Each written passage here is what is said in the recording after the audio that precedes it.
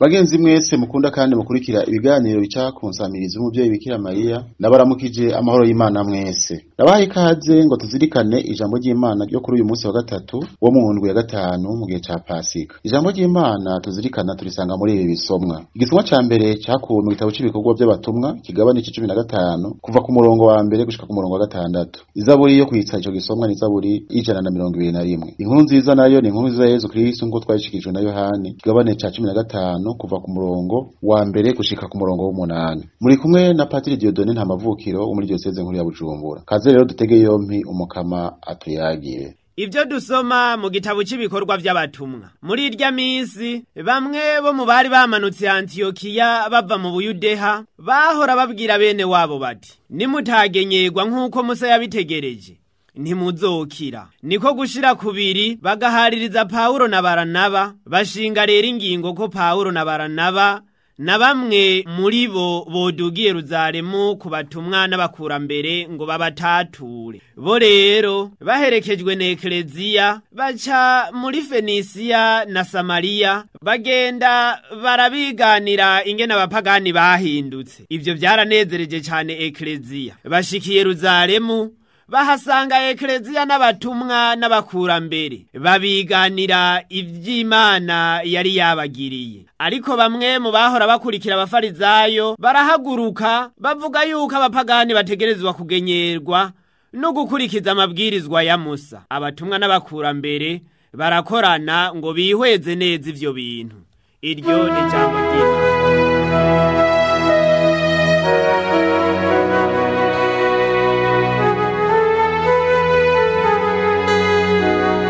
Ingo tudugana akanyamuneza mu ngoro y'umukama. Ingo tudugana akanyamuneza mu ngoro y'umukama.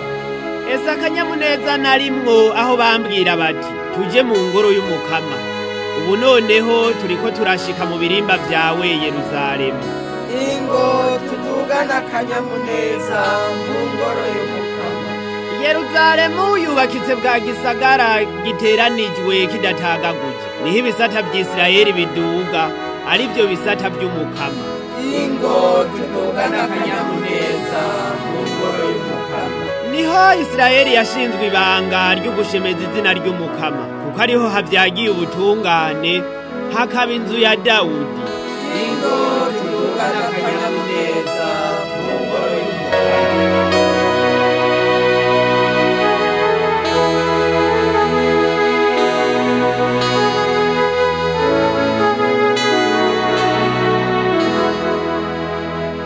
Ivyo dusoma mu nkuru nziza ya Yesu Kristo nkuko yanditswe na Yohani. Muri iryo minsi Yesu yabariye abigishwa biwe ati, jewe ndi umuzabibu nyawo, nawe data ni nyene umuzabibu. Ishami ryose riri kuri jewe ntiryame ararica, nayo ishami ryose ryama arituturira ngo ryame ukuruta. Muramaze gututurwa kubw'ijambo nababwiye. Nimugume muri jewe nanje nzoguma muri mwebwe. Nkuko ishami ritokwiyamisha ritagumye ku muzabibu, niko namwe mutoshobora kwama mutagumye muri jewe. Jewe ndi umuzabibu, namwe muri amashami. Uwugumye muri jewe nanje nkamugumamwo niwe yama vyinshi, kuko tutari kumwe hataco mwokwishoboza. Uwutagumye muri jewe atabwa hanze nk'ishami akuma, nayo amashami yumye barayaca bakayata mu ziko agasha. Nimwaguma muri jewe amajambo yanje nayo akaguma muri mwebwe, muzosaba ico mushaka mu kironke. Ikinini haza data nuko mwokwama vyinshi, niho rero muzoba abagendanyi banje. Dushemeze iri jambo ry'Imana.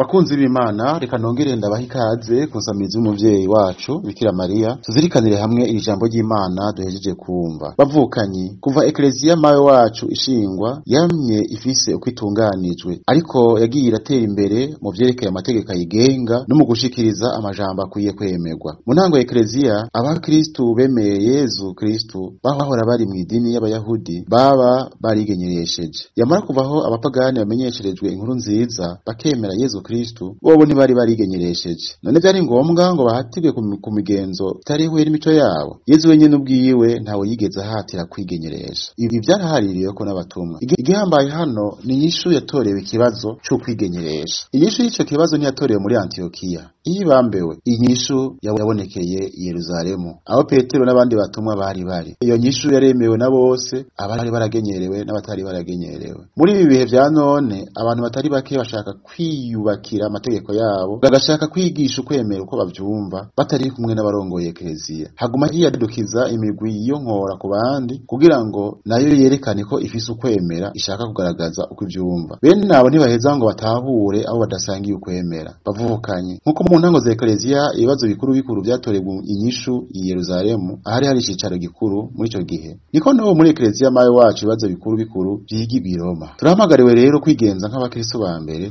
mu gukurikiza intumbero duhabwa n'abungere bacu kugira ngo dukomeze ubumwe bw'Eklezia. Ikibazo gisigara nico kumenya nimba tuzi amategeko ya Eklezia canke tuyemera. Ubwo twaba turi abakristo b'Akatolika by'ukuri, kuba tugamburukira abungere bacu. Turabwirije gusuzuma ingene tugendera ijambo ry'Imana aho turi hose. Dusigaye tuba mw'isi irangwa n'ubujenyene, aho naho twokorana n'abandi dushaka kuguma twigenga, twaguma twiteguriye gutandukana nabo mu gihe twobona ko bibereye. Mu nkuru nziza twumvise Yezu atubwira ko ata numwe yoshobora kubaho atari kumwe nawe. Ntidushobora kubaho tutabeshejweho n'Imana na Yezu umwana wayo. Muri iyi nkuru nziza twumvise ingene Yezu ajana abigishwa biwe mu kanywa babo, akabigisha ubwa nyuma imbere yuko atangura inzira yo gusubira mu ijuru. Ameze nk'uri kararaga. Iragi asigaye abigishwa biwe n'ubumwe mu rukundo. Yezu ntashaka ko abigishwa biwe boyoberwa ibishobora kubashikira igihe baba batagumye mu bunywanyi nawe. Mu nkuru nziza yanditswe na Yohane ikigabane ca 15:20 niyo twumva Yezu avuga ngo nibaba barampamye bazobahama na mwebwe. Yezu yabahanuye kudacibwa ivutu n'uruhamo, abemerera umutabazi. Yarabasabiye yongera natwe aradusabira. Uruhamo ruhambaye suruza ruva hanze, n'uruhamo ruva muri twebwe nyene igihe tutagendera urukundo n'ububumwe twungiwe na Kristo. Yezu yavuze ati jewe ndi umuzabibu namwe mukaba amashami. Ugumye muri jewe nanje nkamugumamwo niwe yarame ivyamwa byinshi, kuko tutari kumwe ataca mwo kwishoboza. Abakristo ba mbere bari barazigamye mu majambo ahanura kuba mu bumwe n'urukundo. Ishami ryose riri muri jewe ritama data ararica. Uwo ni Yezu abivuga. Ubuzima bumeze bavukanye nka kurya kw'amazi y'igiti atemba ngo gaburira amashami yacu. Kugira igiti cy'umuzabibu gikure neza congere cyame neza gikeneye gututurirwa. Ugututurirwa kwa muntu no kwemera kugeragezwa, ariko ukihata ukaguma muri Kristo. Aha rero duhamagariwe kugumya imigenderanire iri hagati yacu n'umukama wacu. Yezu ati nimugume muri jewe nanje nzoguma muri mwebwe. Bigenze gutyo niho tuzokwama ivyamwa byinshi kandi vyiza. Mbere naho ico tuzosaba cose tuzokironswa. Nimwaguma muri jewe nayo amajambo yanje akaguma muri mwebwe, muzosaba ico mushaka mukironka. Bavukanye co kimwe n'abakristo ba mbere, ubuzima bwacu bwama ivyamwa ari uko tugumye muri Yezu umwana w'Imana, tukumviriza ijambo ryiwe, tukaguma mu mugambi w'Imana twahishuriwe n'umwana wayo. Yezu aduhamagarira kuguma muri we kubw'urukundo dukunda. Niwe soko ry'ubuzima. Ashaka ko tuguma muri we kugira ngo inema yiwe abe ariyo itubeshaho. Yezu ashaka ko tugenzwa nawe kugira ngo ubuzima bwiwe bube muri twebwe, kugira ngo ntitwume twumishijwe no gutwarwa n'ivy'isi. Twaba dutwarwa n'urupfu rw'imyaka idahera kubera ko twoba twikuye ku buzima bw'Imana. Kuguma muri Kristo rero ni kumukunda, tukumviza n'ijambo ryiwe, tukongera tukabeshwaho n'ijambo ryiwe. Ivyo tubikoze gutyo tuzoba twubaye nk'ishami riri ku muzabibu, tuzoheza twama ivyamwa byinshi nk'uko Imana ibishaka. Yezu avuga ati si mwebwe mwantoye, ni jewe nabatoye, nabashinze kugenda ngo mwame icamwa kandi icamwa gihoraho. Yohani ikigabane 15:16. Icamwa umukama atwitezeko no kurangura ibikorwa vyiza, no kurangwa n'ingeso nziza, tukareka Imana akaba ariyo yikorera muri twebwe, tugakoresha ingabirano yaduhaye. Aho niho tuzoba tubaye abigishwa nyabo ba Kristo. Ukuguma muri Kristo no kwemera umwana w'Imana, tukamwemera nk'Imana. Ukuguma muri Kristo no kuguma mu nywanyi nawe mu gisabisho ca buri munsi, mu guhabwa amasakaramentu, cyane isakaramento ry'Ukaristiya n'isakaramento ry'ikigongo. Tutagumye muri Yezu tuzotakaza ubuzima nyabuzima, duhone na ubuzima bw'umwuzurira tushobora kuronka tutari kumwe na Yezu. Guhera uyu mwanya nituzirikane neza imigenderanire dufitaniye na Kristo. Turabe aho tugeza mu kumukunda no gukundana hagati yacu. Turabe ko tubeshwaho nawe. Dusabe inema yo kwigumira muri Kristo nk'amashami ku muzabibu. Amen. Nimwumvirize ijwi ryanje Imana ya